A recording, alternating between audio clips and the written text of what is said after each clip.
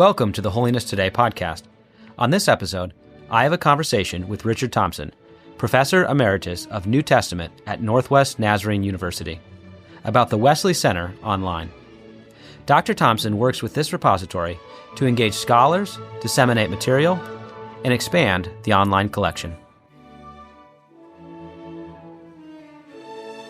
Well, usually how we get started, if you don't mind, just asking a little bit about how God has put you in the role that you're in today. So you are Professor Emeriti of Northwest Nazarene University, so that means there's been a long history of teaching before that. But how did God call you into the role that you're in now? And tell us just briefly, and we'll ask some follow-up questions on it, what you're doing with Wesley Center Online. Sure. Yeah. Well, it's great to talk with you, Nate.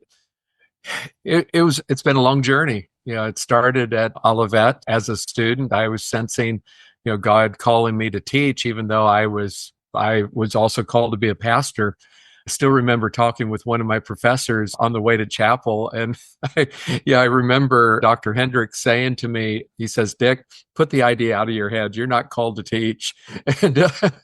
And which kind of depressed me, after that, but I couldn't get that out of my head. And so even through seminary and taking my first church, I just sensed that God, was still calling me to teach, and even into my second pastorate, and that doors just kept on opening up, and ended up getting my doctoral degree at Southern Methodist, and before I was done, Olivet was knocking at my door, and so it was just how God opened the doors and the like. So it's been a great journey. Taught 30 years, 10 years at Olivet, 3 years at Spring Arbor University, and then the last 17 years at NNU before retiring. And so, it's, and could have taught longer. And in fact, I'm still teaching. People ask me if, when I'm actually going to retire, although I'm supposed to be retired, but, so I half jokingly say that I retired from my full-time position. I'm still doing my overload, that I had with NNU every year, because I really was teaching about had a position and a half really. And so, was chair of the undergraduate department, as well as the last several years also director of the Graduate School of Theology, and also director of the course of study online that we had there as well, and also, director of the Wesley Center Online. So I was doing a lot of administration. So I'm still doing the Wesley Center Online, and have been doing that for I guess about 10 years now, since the founder of the program, George Lyons, retired. And so, but that's been such a fun thing to be a part of, because it's been such an interesting history, with that, and how that came about, and what that continues to do. For sure. Sounds like that's like two jobs, maybe three jobs there, not a job and a half that you were doing. So that sounds pretty busy. Yeah. Well, it was funny when, when I retired, at NNU, they have a celebration of service. And so there are a number of us retiring. And so my colleague who was taking over as department chair gets up, and he had a script he was supposed to read, and he turns around and he says to me, "First, I can't do this." And he started to cry. Got all of us crying, and then he says, "I also have to say one thing." He says, the university was doing some cutbacks, and so they weren't going to fill my position. He says, "What's wrong with this picture? We're not filling your position, but it's taking 5 people to replace you." Well, that just shows how fruitful your career was then. So that's a good testament. But that means a lot of people, including myself, because I'm still filling some of that role. Still doing some of those roles.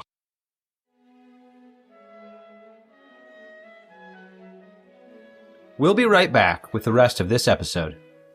But did you know you can receive credit for listening to Holiness Today podcasts? Holiness Today podcasts qualify for lifelong learning with the Church of the Nazarene. To register for lifelong learning, simply go to learning.nazarene.org. The Lifelong Learning Registry provides Nazarene ministers the opportunity to record and report their efforts to develop and maintain a pattern of lifelong learning. Every Nazarene minister is encouraged to engage in a variety of lifelong learning activities. The Code for Holiness Today podcast will be listed in the show description. This code can be utilized for this episode and any previous episode you wish to listen to. Thank you for being a listener and sharing in the ministry of the Church of the Nazarene. Now back to the rest of your episode. So was your area of study New Testament at Southern Methodist, Yes. Methodist, and that's you're taught. So what, I saw that you wrote the book on Acts for the Foundry, but Right. is it historical, or what was your area of study with them? So Luke and Acts in particular, especially Acts. So I've done 2 Foundry books on Acts. So the commentary on Acts, and then the recent one in the Reading and Interpreting the Bible series. I just did that on Acts in the last year as well. That came out, I guess, last summer or fall, I guess. So that's, it was another project as well. So my original plan was to write in Paul, but before I finished my program, I just kept on hitting roadblocks with my dissertation, and the whole time I had a paper I was presenting on Acts for a Society of Biblical Literature meeting, and asked my professor, "Do you think this might be a dissertation idea?" And he says, "Yeah, that's very, very possible." So he said, let's see how it goes. Well, it went so well, I've never gotten out of Acts since then. So, but it was rather serendipitous, because that really was, and I really mean this, I'm a product of the Church of the Nazarene's Bible quizzing program. My best year was the Book of Acts. And made the regional team. That year. Even as a pastor, when I would preach on Acts, I knew Acts like the back of my hand because of those Bible quizzing years. And so it kind of sent chills down my spine when I finished, my paper. I knew that I was switching to Acts, on my dissertation. And it was almost 20 years to the day that I had started studying Acts as a Bible quizzer. And could just see how God's hand, unknown to me, was with me as a teenager, through college, through seminary, as a pastor, now as, at that point as a PhD student, was taking all those pieces and putting them together, and then to be able to give that back to the church, with commentary, with another book as well. That's something I feel very fortunate to be able to do.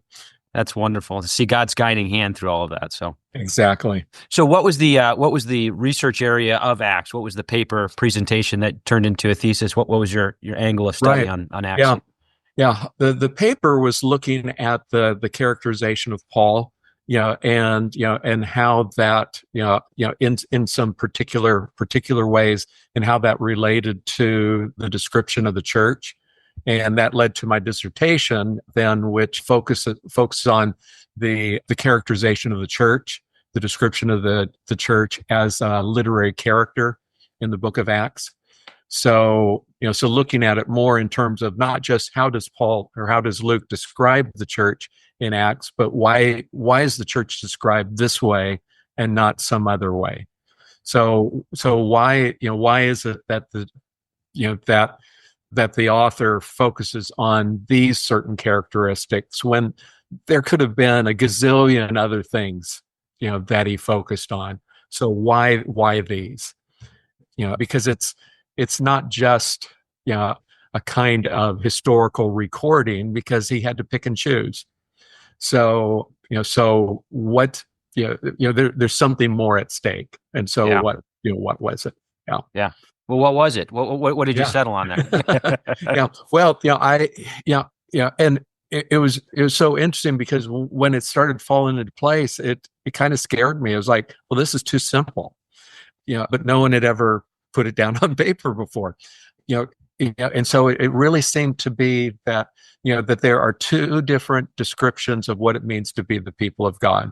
And the Jewish religious leaders are consistently described as not caring for one another, trying to squelch the gospel, and several other sorts of things. Whereas the church is constantly described as they care for one another, they are worshiping God, they're proclaiming the gospel, and particularly the resurrection of Jesus. And just consistently, it's always, here's the believers, here's the religious leaders. And it's just always, here's one, then here's the antithetical. And it's, and the author never says, so here's what you should do. It's almost like, okay, it's like the old NFL commercials that they used to have, where they would say, you make the call. Is it this or is it this? And you get that, in the book of Acts. But that's what narratives do. Gives you those two options, that dialectic throughout the book. Yeah. So if you think that, here are the things that, should be a part of the people of God, then what's it going to look like if you start really thinking about it in these sorts of ways? If we are to be the church, then, we're not going to necessarily just say, okay, well, we're going to do those things just exactly because we live 2,000 years later. But how would we imagine that in our day? Yeah, that's good. Yeah. So how did you get connected with Wesley Center Online? How did you work with George Lyons on that? What was the inception of the idea? It looked like 1993 is when the idea, or when it was created. Tell us a little bit about the history of that program and how you got involved. Yeah. Well, it was probably more, in the latter 1990s. What George Lyons in particular and others at NNU started thinking about, was, and it's hard for us to imagine this now. Let's face it, we're talking with Zoom online and stuff like this. But if we can go back even 30 years, I remember when I started teaching at Olivet in 94, just to put it in perspective, I had a computer on my desk, but I had another terminal, and that terminal was for email. And so, you didn't do your email for the most part, on the computer. You did it through the separate terminal. This terminal. Wow. Yeah. That was monochrome. Yeah. A not color. Yeah. It sounds so ancient, and that's 30 years ago. Of course, I had brown hair. I had gray sprinkled through it. But so maybe that puts it in context. Yeah. So, for us, we can do so much on the internet, but in the 90s, it really was this fledgling idea, in many respects. And what George and others started thinking about was, in the mid to late 90s, was what are the kinds of things that we can start imagining doing with the internet? Libraries were starting to put their card catalogs, for instance. Again, we don't even talk about card catalogs today. But libraries used to have, all their books on cards in drawers, on the first floor of their libraries. I mean, you don't even see that today. Although we still kind of call them card catalogs, but increasingly no one knows what a card catalog is. But I remember even then working on my dissertation, and being able to access the library catalog on one computer, but I had to then use another computer and type it in. I couldn't even link the two, in that regard. So they started imagining, how could we use the internet to share resources? Again, nobody, not even libraries, were thinking about putting resources online. They were only sharing more like the basic, here's what we've got, not let's share our resources, in that regard. So they started dreaming about the possibility of just being able to scan, and put things up. And they went crazy. they really went crazy. And by the way, for what it's worth, one of the departments there, headquarters, actually was funding, through like a department, in charge of like church growth research or something like that. They were funding at each one of the universities for a number of years, some funds to have a kind of church growth center at each one of the universities. And the universities had some flexibility in terms of what it would look like. And NNU spun it more in the direction of what became the Wesley Center for Applied Theology. And then NNU multiplied the funding, in that regard. The president at that time, Rich Haygood, bought into it and and funded way more in that regard. So George utilized teaching assistants to scan resources. And again, this is before any kind of copyrighted material was put online or things like that. So they had to obtain approval from publishers and things like that as well. And they were putting up as much as they possibly could. But the goal was to make available as much as possible resources from the broader Wesleyan holiness tradition. And by broad, it really was broad. So you have from the Wesleys, on the one hand, when you get to the 1900s, the broader Wesleyan holiness tradition here in the U.S., even in the 20th century, no distinction in terms of some of the battles that you have in terms of what kind of holiness tradition is it? George basically said if it's a holiness tradition, we'll include it. So if it leans heavily just to Wesley, that's fine. If it's more American holiness, that's fine. We include those kinds of materials. And so so there's materials that quite honestly, I think their interpretation's not good interpretation, but it's a part of the tradition, and so we include it. Yeah, I'm looking at the section Holiness Classics Library, and it is huge. I mean, it's just a ton of and outside of Wesley, a ton of writers, Yeah. Well, and and that particular segment of it, the person who has done all that, Dwayne Massey, is an individual who lives down in Arizona, who has done all that work, and has shared that with us. And, and he's had an incredible ministry, over the last couple of decades, and has partnered with us. And, so, that's been a great addition, to it as well. Yeah. So the idea has been to make as much available as possible.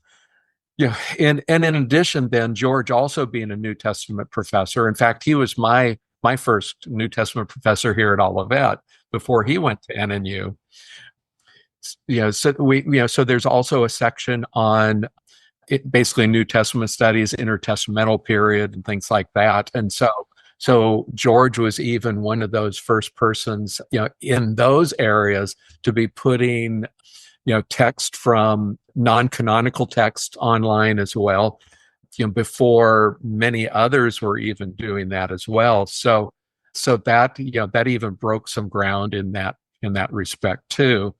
So even though it's Wesley Center for Applied Theology, there's some additional materials in that regard that some people would be rather surprised to see, in that regard. And George utilized students, that he had in class. He taught a course on non-canonical literature and how that helps with interpreting scripture.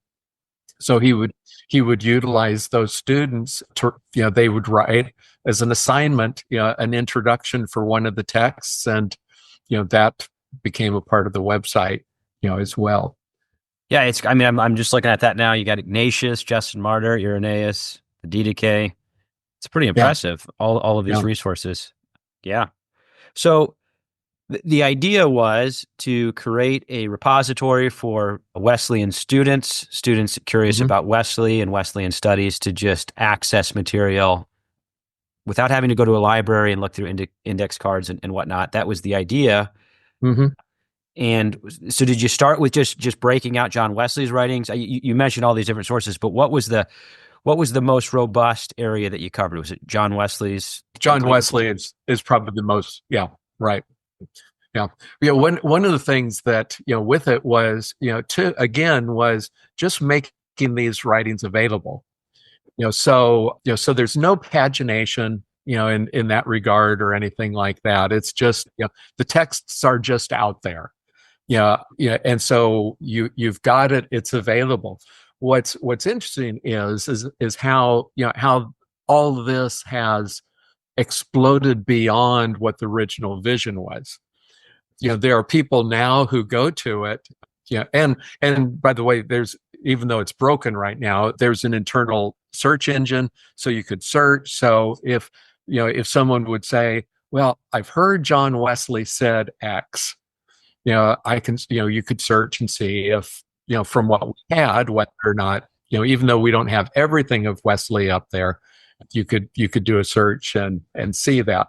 And I often will get emails, where someone will say, "Can you help me find this quotation?" Because I have other search capabilities, here on my own computer, in that regard. So you have those sorts of things. What we have now is, people turning to us and say, well, how do we cite this? Because we don't have the pagination, and so we have people now, 25 years later, turning to us and saying, we're using this for our research. How can you help us? And, which has, kind of turned this upside down, because that was never the intention for it.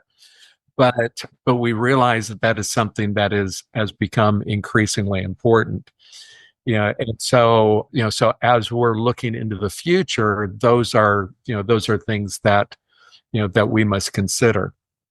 Well, and I don't know how I became aware of this, maybe at Olivet, but my first experience with Arminius was through this website. I wouldn't have, he's hard to find. I wouldn't have had access to his materials had it not been for your website. So, it's been, that's helped out in my personal research, but, just being able to get in and look at, we were doing so that was a while ago, but recently in the last few years, we were doing an issue on, Jesus, the Messiah, prophet, priest, and king for Holiness Today, and just be able to get in there and just get Arminius's disputations on each one of the offices of Christ. Because you pick up a book. I think I have one right here because I'm nerding out on him right now. But it's just a little difficult, piling through that. But to be able to just get to the materials pretty quickly I find it very useful. And like you said, even 10 years ago, it was more difficult to do these kind of things. But you guys were kind of cutting edge on that. So thank you for that work. Well, my research would be much more difficult without it. So I appreciate that. Well, and I can't take credit for it. I'm, again, George Lyons and, his colleagues, who preceded me, they were thinking of this. It's interesting, just as I think of what they were thinking in the late 90s and starting into the early 2000s. It was about that time that they started thinking, before anyone else was thinking about this, about doing theological education online.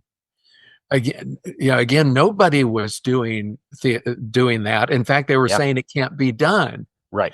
And George basically said, okay, I've got a course that's coming up. I'm going to do it online, and I'm just going to see for myself. And he came back and, because he was going to talk himself out of it. And he came back and said, I can't believe it.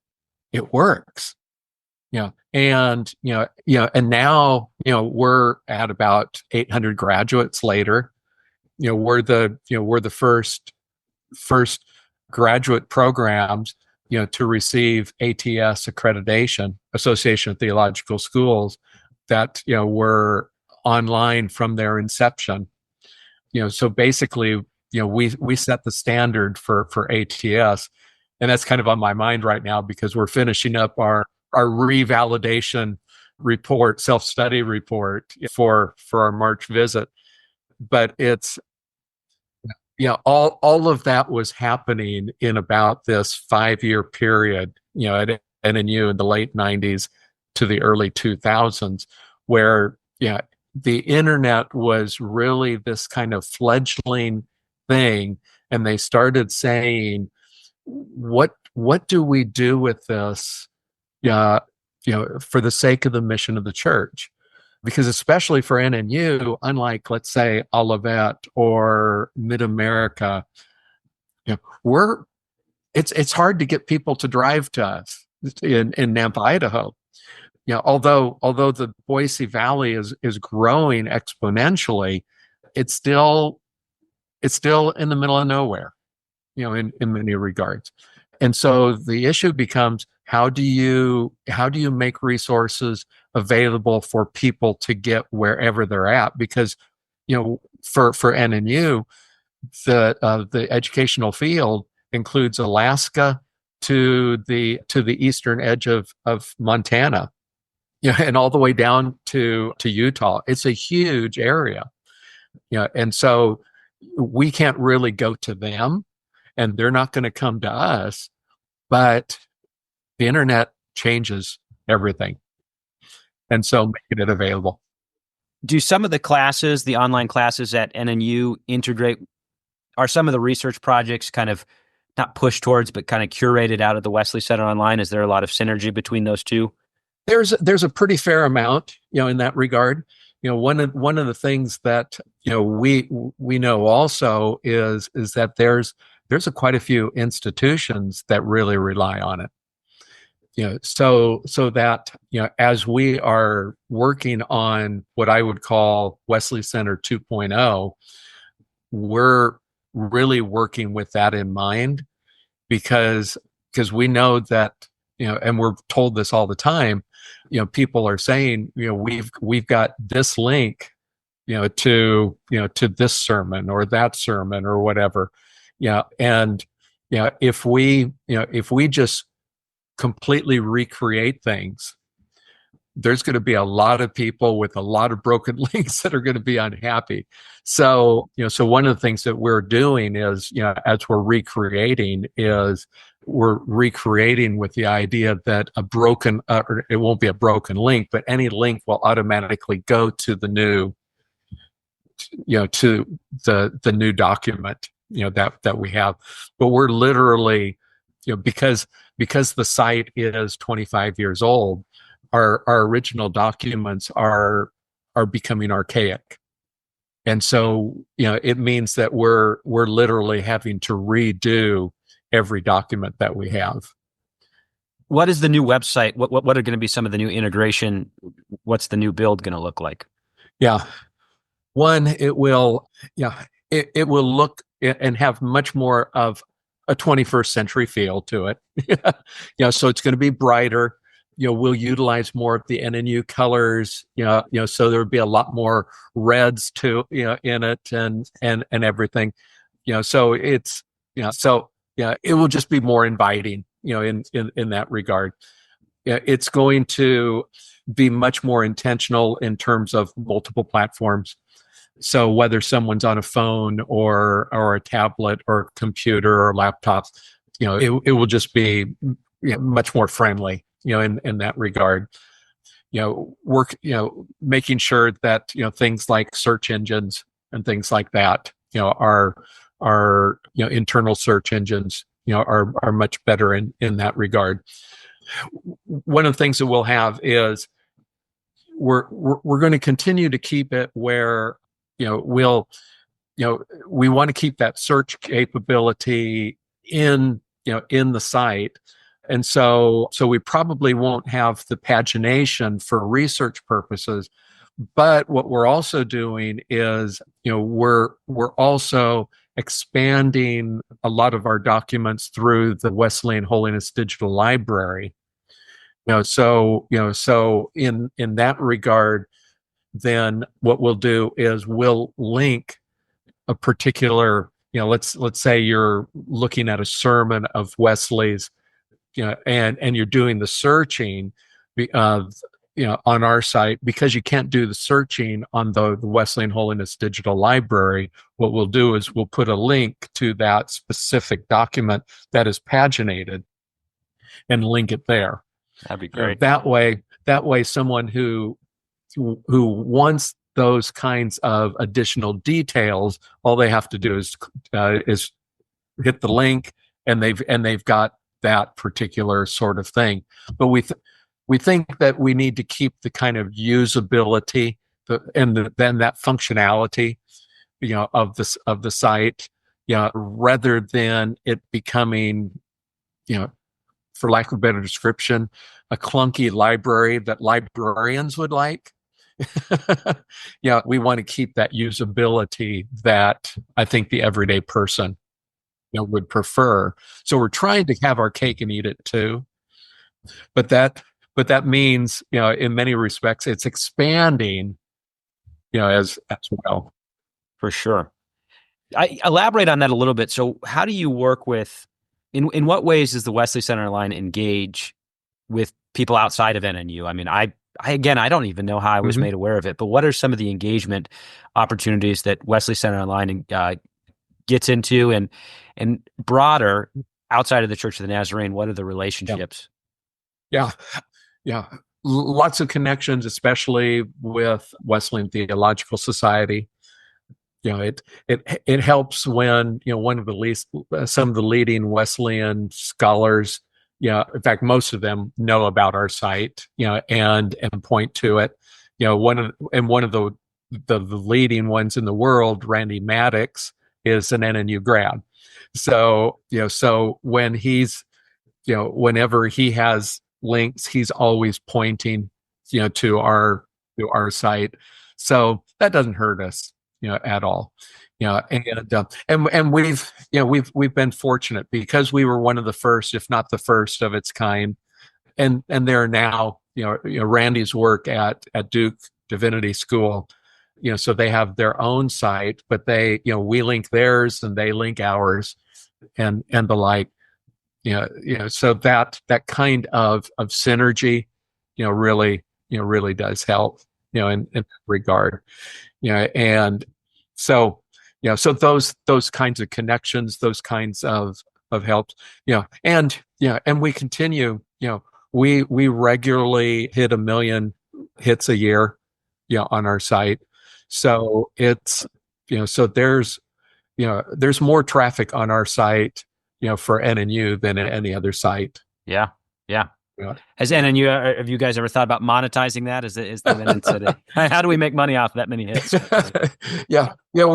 We have kind of talked about it a bit, but we're, there's a part of me that, that says, we did this missionally. Yes. And so to start monetizing something that was missional, just kind of rubs me the wrong way. But that's where, and we talked about this as we were, just picturing what the new platform would look like. The current platform, once you start getting into it, you really can't tell that you're on an NNU site. So one of the things that I've said is, let's not be ashamed of the fact that this is coming from NNU. Let's brand it a little more. It doesn't mean that you have to put an NNU tattoo on Wesley's forehead or something like that. But why not, just, make it clear, that this is an NNU site, whenever someone's on a page, and make that clearer. So, and I think that's a good thing, just letting people know that, that we've been a voice for a quarter of a century, a leading voice in terms of putting out those materials, and not that makes us better, but we've been a part of this, and Yeah, and just make having that out there. Yeah. So how are materials selected and curated? I mean, what are other areas or other theologians or areas of study that are being looked at? I'm putting up on the website. Is it still growing in that area as Yeah, far as curation? yeah. It's been stalled just a little bit with the development of the new site. So that's that's front and center right now. Once we have that, then I really want to pursue that again. So yeah, I I would love for the Foundry to let us put Tom Noble's stuff up, but I have a feeling they're going to be very resistant for a while. Yeah. But how how long would it be before they allow Ray Dunning's materials? I would like us to be able to to start doing that.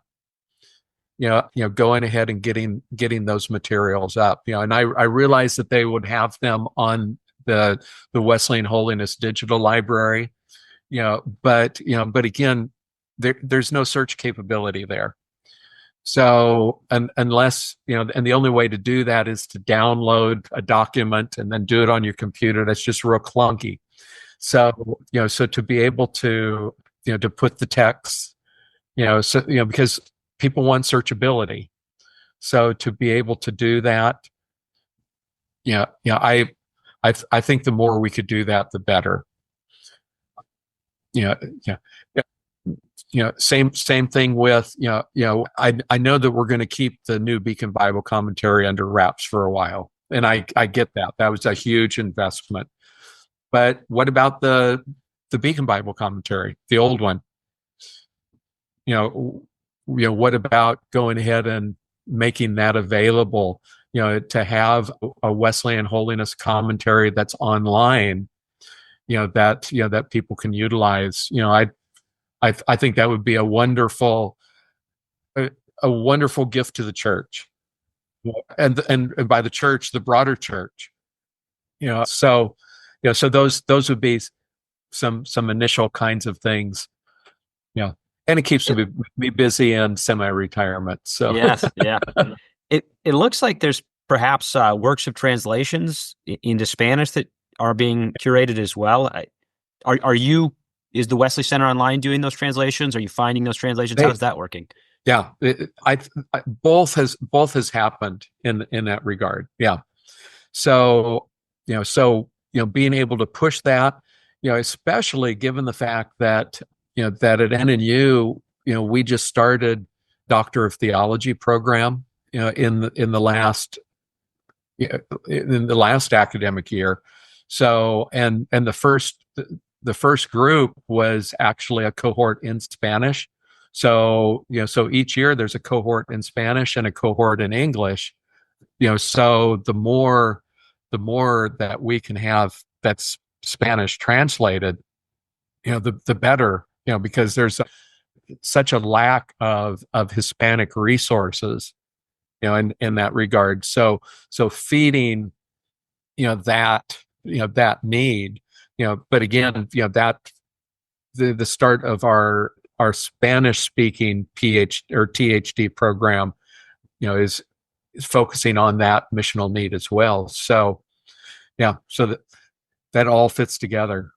It looks like all the sermons of John Wesley are translated, if I'm looking at that correctly. And then some various works of Wynkoop, Perkaiser. Yeah. So like there's a lot of good resources on there. Yeah. There's just not enough. Yeah. Always more. Yeah, it was interesting when I was at the Global Theology Conference. I had the opportunity, Dr. Jorge Hulka, to show me his library and seeing what they had down there in Spanish. But again, I keep nerding out on Arminius, but Arminius was not available in Spanish, if I remember correctly. And I thought, that's an opportunity. We'll need to move in that direction at some point. So there's always more work to be done. Yeah. Well, and part when we started our THD program, it's only the second PhD or THD program in North America or in the United States that is Spanish speaking. And which is shocking.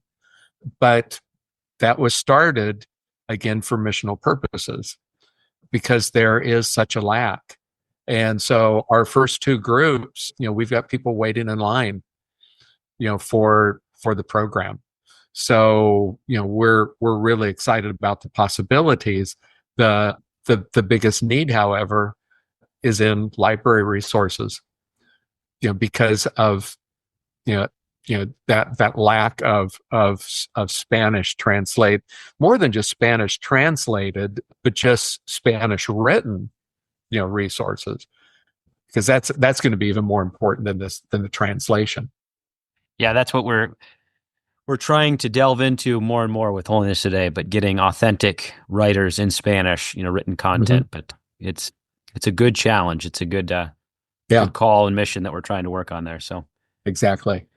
Well, Dr. Thompson, thank you so much for spending this time with us. It's a pleasure to connect with you, and very happy how responsive. So for context for our listeners, I emailed Dr. Thompson and he got back to me probably within 30 minutes, I think. So pretty good response time on Wesley Center Online. But thank you for sharing this time with us and giving a glimpse of the work that goes into this great resource. I'll put obviously some links in the show notes for our listeners to be able to click on some resources and look at what's going on. But thank you for your time. Appreciate you. Appreciate you. And thanks for the visit. Yeah. It's been fun. Something I always like to ask our guests is how can our listeners, how can I be praying for you in your mission here? What areas specifically can we be praying for? Yeah. Well, just continue to pray that we make progress, on our redevelopment, of the site. It's taking way longer than I had hoped. So it's, so I need more than patience, I want to start seeing some good results. So, and we should be seeing that here shortly. When is the prospective launch date of the new website? I'm hoping this summer. Well, Dr. Thompson, thank you so much. Okay. Thank you, Nate. We'll be in touch.